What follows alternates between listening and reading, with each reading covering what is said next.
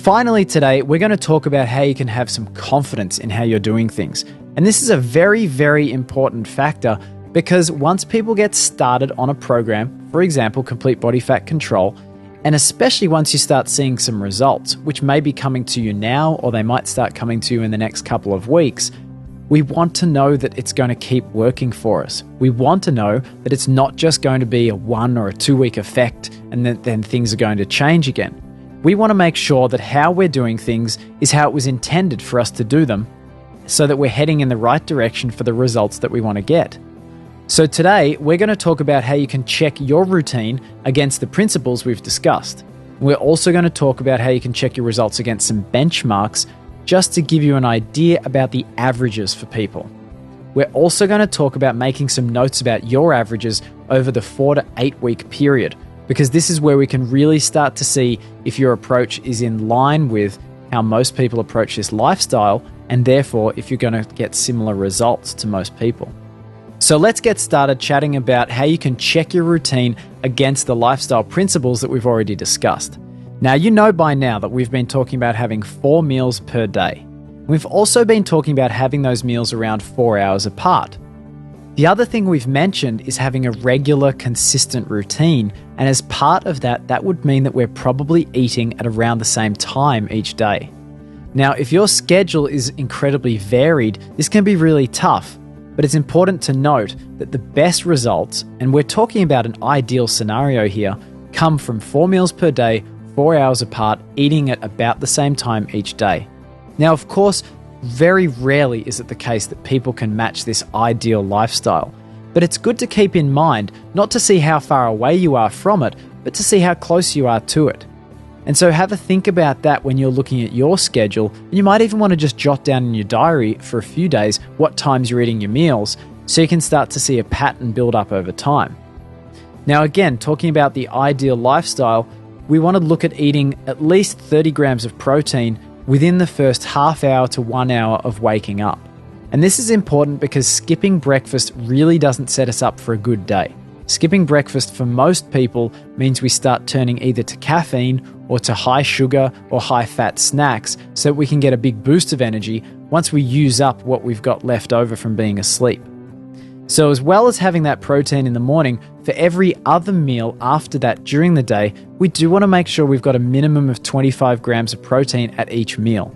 As I mentioned earlier, this includes the low-fat protein portion of meat or eggs, as well as the beans. So it shouldn't be that difficult for you to achieve this number, and indeed for a lot of people, you might be getting something more like 30 or 40 grams of protein each meal, which is totally fine.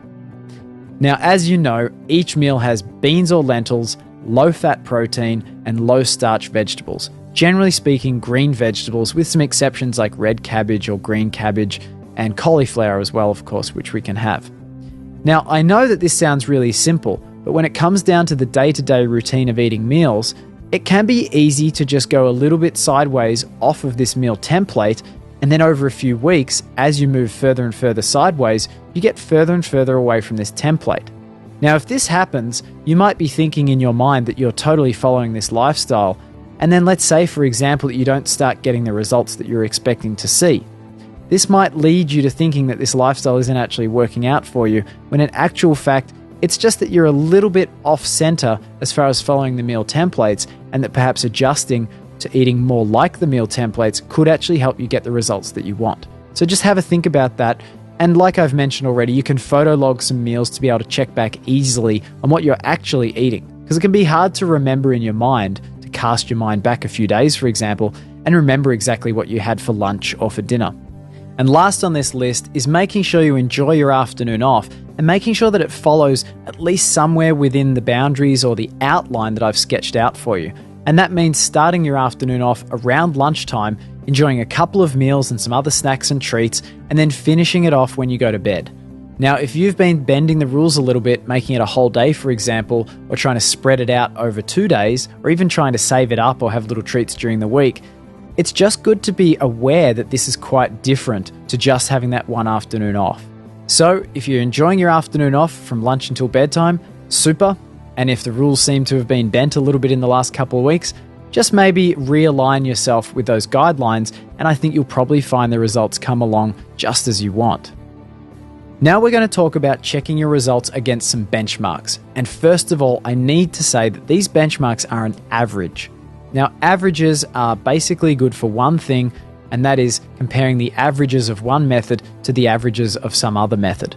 At the end of the day, individual results can vary in an incredible amount, and you might be very, very surprised if you start looking up some stories, for example, and hearing from other people following this lifestyle, that the results can vary in a huge way. At the end of the day, though, these principles do lead to you living a healthier lifestyle, hopefully a happier lifestyle as well, and getting those fat loss results that you really want. Now, as well as fat loss, now, of course, we talk about having that confidence for the future and knowing that you're able to really control and manage your body fat in the future, and that's an important factor as well. So if we look at these benchmarks right now, I want you to keep in mind that benchmarks are exactly that, only benchmarks. They're not something you need to live up to, and they're not something you need to fitfully pursue and be very depressed if you don't hit them.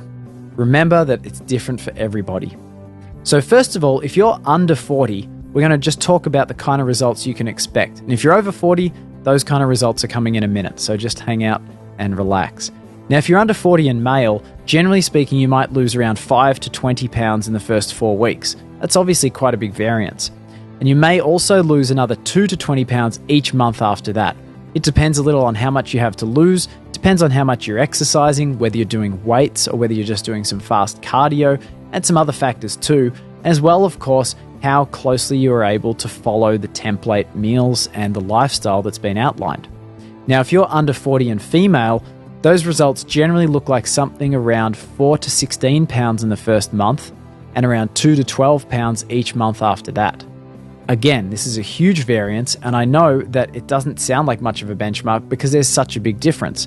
But at the end of the day, these are the averages that I've observed over thousands of people who've been working with this lifestyle. Okay, so if you're over 40 and if you're male, I want you to think about allowing up to 6 weeks for your fat loss to commence. Now, this might not be the case. You might lose quite a bit in the first few weeks, but it's possible that it's going to take up to 6 weeks for that fat loss to actually start. And I want you to expect to lose between 2 and 15 pounds per month, and each month after that. Generally speaking, there isn't a larger loss in the first month, although you might notice a little bit of a decrease as time goes by. Now, if you're over 40 and female, again, I want you to allow up to 6 weeks for that fat loss to actually start. Generally speaking, people who are a bit older, it takes a little bit longer for the body to adjust and start losing that fat. But hopefully you're experiencing some really positive life benefits, even if you're not seeing some fat loss in those first few weeks. Now, again, if you're over 40 and female, I want you to expect to lose around 2 to 10 pounds per month. But you can expect to lose that fairly consistently month to month as long as you stick with this lifestyle. Now, if you're nearing your goal weight, or if you're nearing around 12% body fat for guys or around 16% body fat for women, generally speaking, your results are most likely going to slow down. And the reason for this is because the lower you approach a body fat level, or that is to say, the lower the body fat level is that you're approaching, then the slower things are going to go because your body is focused on maintaining a healthy weight.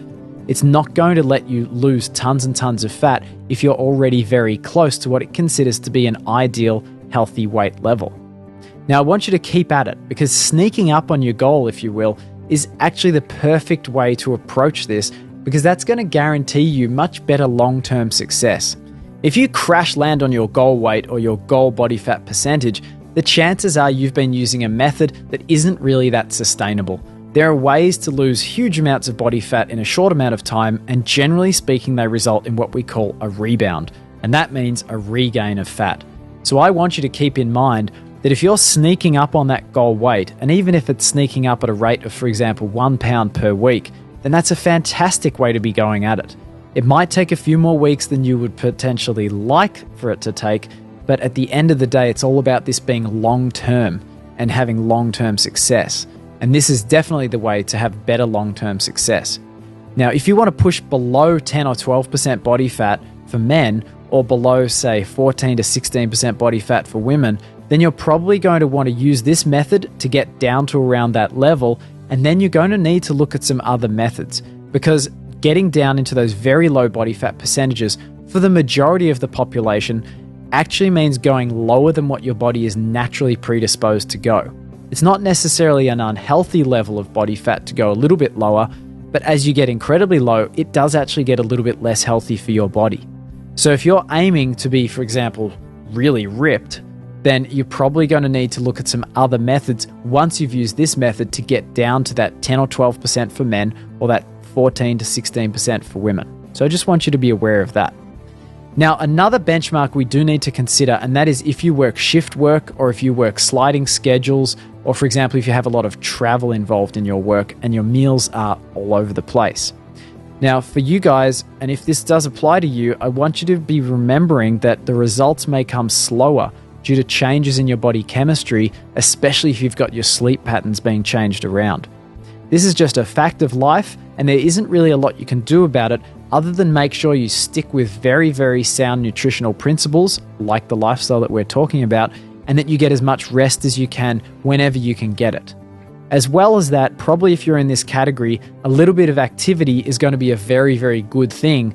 And for you guys, actually, a little bit of activity could have a much bigger positive effect on your particular body than it might have, for example, for someone who works a regular 9-to-5 day. The difference that you might see from doing some activity could actually be bigger than someone working a 9-to-5 day might see. Now, that's not to say, of course, if you work a 9-to-5 day that doing exercise isn't worth it, but it's just to let those guys know who work shifts that your body is quite out of whack when you do that kind of work, and a little bit of exercise can help get it more back into a normal state of being. So lastly, we're going to talk about how to make some notes about your averages over 4, maybe to 8 weeks. Like I've always said, the trend is the most important thing. It's not necessarily the week-to-week changes that tell you the story, it's those changes that happen over 2 weeks, 4 weeks, 6 weeks, 8 weeks, and beyond. And after all, we're talking about future success, and so that means changes that happen over 6 months, 12 months, and then of course, maintaining that new body and that new lifestyle for years to come, because you're going to enjoy the energy that comes with it, and you're going to enjoy the simplicity that comes with it as well.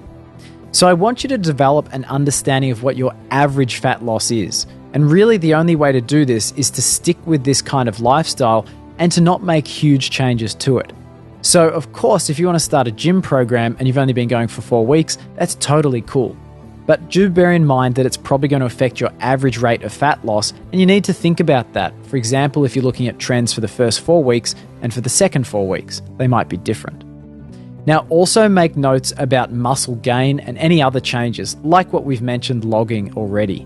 It's important to look at these over a 4, 8, 12-week period as well, because they're the kinds of things that give you that knowledge and they give you that confidence that what you're doing is the right thing to be doing for your body and for you.